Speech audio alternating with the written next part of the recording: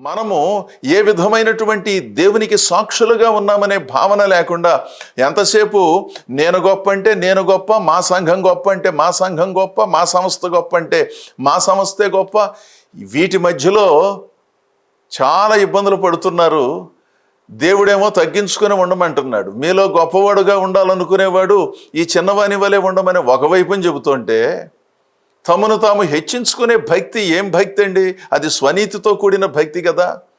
అందుకని మౌలికమైన సంగతులను గ్రహించి, ఇంకా భూమి మీద మనం ఉన్నామనే సంగతిని గుర్తించి, దేవునిలో వినయ విధేయతలతో మన స్వనీతిని కనబరుచుకోకుండాను దేవుని నీతిని మనం పొందుకొని దేవునికి చక్కని ప్రతినిధులుగా ఉందాం. అప్పుడు దేవుడు మనలను ఇంకా గొప్పగా దీవిస్తాడు. అలాంటి నాణ్యమైన విశ్వాసముతో మన జీవితాలను కొనసాగించాలని కోరుతూ ఈ నా మాటలు ముగిస్తున్నాను.